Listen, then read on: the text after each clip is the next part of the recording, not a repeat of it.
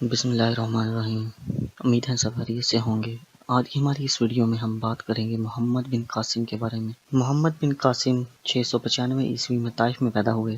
آپ کا پورا نام عماد الدین محمد بن قاسم تھا۔ آپ نے 17 سال کی کم عمر میں ہی سندھ کو فتح کیا اور اس لیے آپ کو فاتح سندھ کا لقب حاصل ہے۔ یہ آپ کا عظیم کارنامہ تھا۔ ویڈیو میں مزید آگے بڑھنے سے پہلے نئے آنے والے ویورز سے گزارش ہے کہ ہمارے اس چینل کو سبسکرائب کر لیں تاکہ مزید نئی آنے والی ویڈیو آپ لوگوں تک بر وقت پہنچ سکے۔ محمد بن قاسم بنو امیہ کے مشہور سپہ سالار حجاج بن یوسف کے بھتیجے تھے۔ محمد بن قاسم نے کم عمری میں ہی سندھ کو فتح کر کے اسلام متعارف کروایا، اس لیے محمد بن قاسم کو ہندوستان اور پاکستان کے مسلمانوں میں ایک ہیرو کا اعزاز حاصل ہے، اور سندھ کو بھی باب الاسلام اسی وجہ سے کہا جاتا ہے کیونکہ مسلمانوں پر اسلام کا دروازہ یہیں سے کھلا تھا۔ جب حجاج بن یوسف کو عراق کا گورنر بنایا گیا تو اس نے ثقفی خاندان کے چند ممتاز لوگوں کو مختلف عہدوں پر قائم کیا۔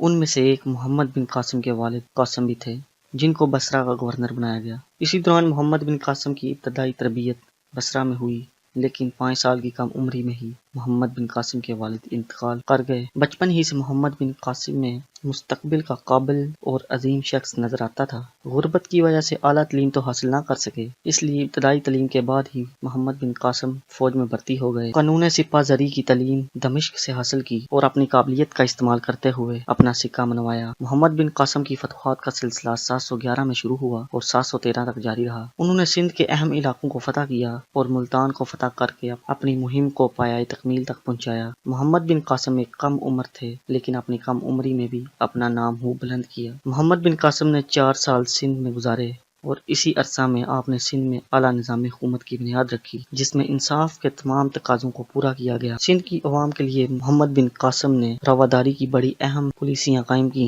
محمد بن قاسم زبردست جنگی صلاحیتوں کے مالک تھے۔ ان کی صلاحیتوں کے ثبوت میں سندھ کی کامیابی ہی کافی ہے۔ سندھ کی تاریخ کے مصنف جاد الحق بیان کرتے ہیں کہ محمد بن قاسم جب سندھ سے جانے لگے تو پورے سندھ میں اظہار افسوس کیا گیا۔ اس کی وجہ محمد بن قاسم کی شخصیت تھی۔ محمد بن قاسم کی شخصیت انتہائی پروقار تھی اور ان کا اخلاق دوسروں کو جلد اپنی طرف مائل کر لیتا تھا۔ وہ ایک باہمت، بامروت اور رحم دل انسان تھے۔ وہ ہر شخص سے عزت اور محبت سے پیش آتے تھے۔ یہی وجہ تھی کہ آپ کے ماتحت آپ کی بہت عزت کیا کرتے تھے۔ عام زندگی میں بھی لوگوں کے غم بانٹا کرتے تھے۔ یہی وجہ ہے کہ آپ کی وفات کے بعد لوگوں نے آپ کا مجسمہ عقیدت کے طور پر بنا کر آپ کے ساتھ عقیدت کا اظہار کیا۔ محمد بن قاسم کی وفات کے بارے میں لوگوں کی مختلف رائے ہے۔ ان میں سے ایک رائے تو یہ ہے کہ آپ کو بیل کی کھال میں سی کر بادشاہ کے پاس پیش کیا گیا، لیکن لے جاتے ہوئے رستے میں دم گھٹنے کی وجہ سے آپ کی موت واقع ہوئی۔